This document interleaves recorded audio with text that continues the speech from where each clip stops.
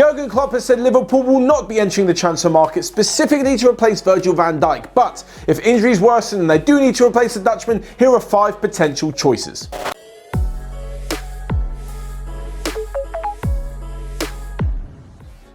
The first off is Ben White. Now, there was loads of talk about him moving to Liverpool before the season even began because he had such a fantastic loan spell with Leeds United. So well, in fact, that Brighton decided, you know what, he's ready for first-team football in the Premier League, and that's what he's been doing. Now, of course, it would seem a little bit odd that Liverpool would sign a defender from a team that, well, are used to the odd relegation battle now and then. Having said that, they did sign the likes of Gini Wijnaldum and Andy Robertson, where both of them had been relegated with Newcastle and Hull respectively.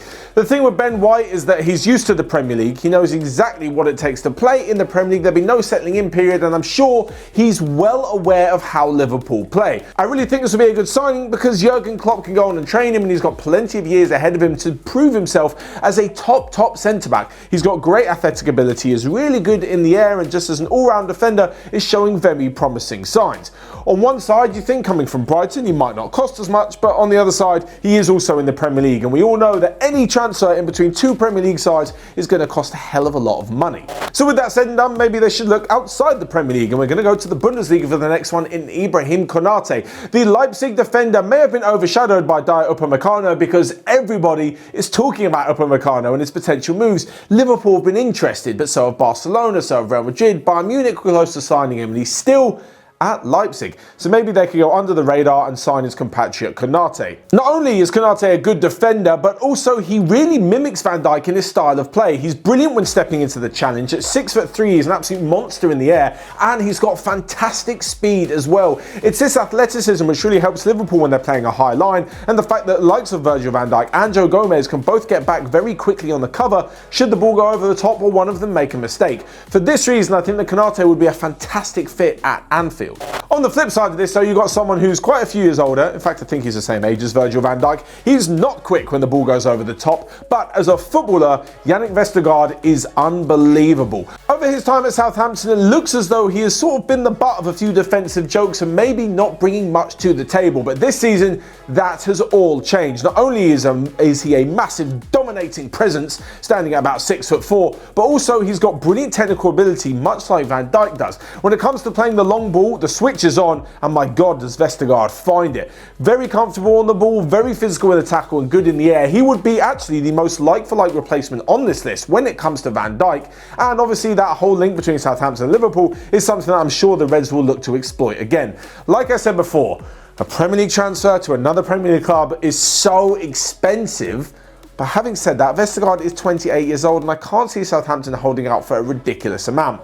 This would be the kind of one where they're looking at the next few years to replace Van Dijk if injury worries worsen, and not necessarily like the other youngsters on this list as someone who can go on and develop into a brilliant centre-back at Liverpool once the Dutchman's gone. The next one is Edmond Tapsoba playing for Leverkusen in the Bundesliga, and although he signed a brand new deal, maybe he could be tempted to a move to Anfield. The thing is, much like Konate at Leipzig, the 21-year-old doesn't necessarily have much experience, playing less than 100 games, and at his age, there are some other players who have played quite a lot more. Despite this though, he is showing massive potential. Again, much like all the other players on this list, because we are talking about players to replace one of the best defenders in the Premier League. Very good on the ball, very quick, and on top of all this, does have a rather good eye for goal. He hasn't scored for Leverkusen yet, but whilst he was in Portugal with Vitória Guimarães, he managed to find the net 8 times in 32 games. A rather good record for a centre-half. The fact that Leverkusen have handed him a 6-year deal last season, or maybe a 5-year deal it was, just shows how much they believe in the defender and how much they believe in his potential. This is obviously something that Jurgen Klopp could look to take advantage of, and who knows, maybe we could see him make another move. But if not him, the last one is another Bundesliga player, and someone who really needs to get out of Schalke, much like every single other player. They are having a torrid time of it. The German club can pretty much do no worse. They're really pulling off Sheffield United level of results at the bottom of the Bundesliga, and Ozan Kabak needs to leave the club.